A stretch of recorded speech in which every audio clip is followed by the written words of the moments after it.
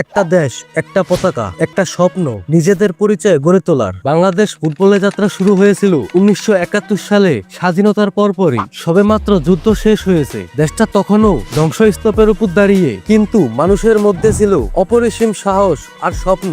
একটা নতুন বাংলাদেশ গড়ার স্বপ্ন।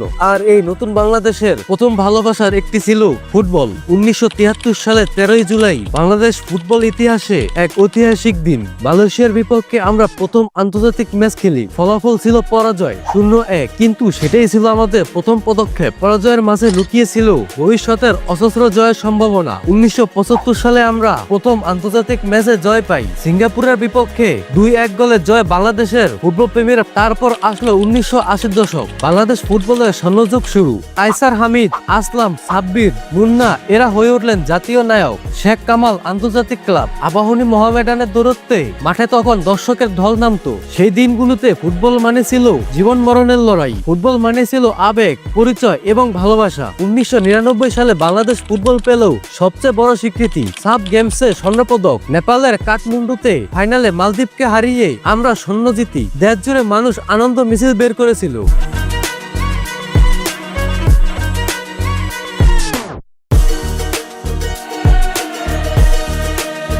কিন্তু সময়ের নিয়মে সবকিছু বদলায়। 2000 সালের পর ক্রিকেটের উত্থানের সাথে সাথে ফুটবল যেন একটু আড়ালে চলে গেল। গ্যালারি ফাঁকা হতে লাগলো। ফুটবল যেন হারিয়ে ফেলেছে তার জৌলস। কিন্তু তবুও কিছু মানুষ ছিলেন যারা হাল ছাড়েননি। দেশের আনাচে কানাচে ছোট ছোট মাঠে শিশুরা এখনো স্বপ্ন দেখতো একদিন দেশের হয়ে খেলবে। ফুটবল কখনো পুরোপুরি হারায়নি, সে শুধু অপেক্ষা করছিল নতুন জাগরণে। এবং সেই নতুন জাগরণ এলো 2024 সালে, যখন বাংলাদেশ জাতীয় দলে যোগ দিল একজন বিশেষ ফুটবলার, হামজা চৌধুরী। ইংল্যান্ডের প্রিমিয়ার লিগে খেলা লেস্টার সিটির ট্রফি জয় দলের সদস্য হামজা চৌধুরী। মায়ের ইচ্ছায়, নিজের রক্তের টানে হামজা সিদ্ধান্ত নিলেন বাংলাদেশের জার্সি গায়ে জড়াবেন। তার অভিষেক ম্যাচ ভারতের বিপক্ষে AFC বাছাই পর্ব, কঠিন লড়াই, কিন্তু হামজা একাই বাংলাদেশের মিডফিল্ডকে শক্ত করে দাঁড় করিয়ে দিলেন। ম্যাচ শেষ হলো 0-0 গোলে। আমাদের জন্য সেটাই ছিল জয়ের সবচেয়ে বড় কিছু। হামজার আগমনের সাথে সাথে দেশে ফুটবল নিয়ে নতুন উন্মোদনা শুরু হলো। স্টেডিয়ামে আবার দর্শক আসছে, গ্যালারিতে আবার পতাকা উঠছে।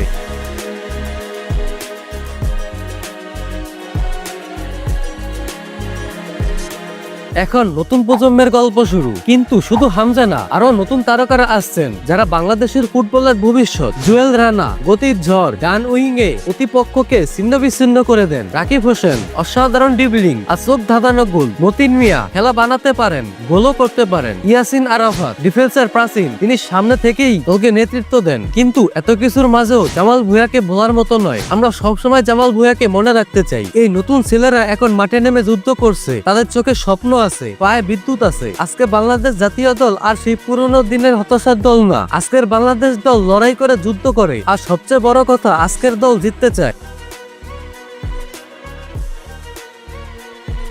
আমরা এখনো বিশ্বকাপে যাইনি, আমরা এখনো এশিয়া কাপের ফাইনালে পৌঁছাইনি, কিন্তু আমরা স্বপ্ন দেখি। আর এই স্বপ্ন দেখা, এটাই আমাদের সবচেয়ে বড় শক্তি। একদিন হামজা চৌধুরী, রাকিব, মতিন, জুয়েল এদের হাত ধরে বাংলাদেশ ফুটবল পৌঁছাবে সেই জায়গায় যেখানে দাঁড়িয়ে আমরা গর্ব করে বলবো, হ্যাঁ আমরা পারি, আমরা বাংলাদেশ। বাংলাদেশ ফুটবলের এই দীর্ঘ 50 বছরের গল্পটা যদি আপনার হৃদয় ছুঁয়ে যায়, তাহলে আমাদের ভিডিওটা একটি লাইক দিন, তাহলে সাবস্ক্রাইব করে আমাদের সাথেই থাকুন। আর কমেন্টে লিখুন আপনি বাংলাদেশ ফুটবল থেকে আগামী দিনে কি আশা করেন। আজকের ভিডিওটি এখানেই শেষ করছি। নতুন ভিডিওর জন্য অপেক্ষা করুন। ততক্ষণ পর্যন্ত ভালো থাকুন, সুস্থ থাকুন।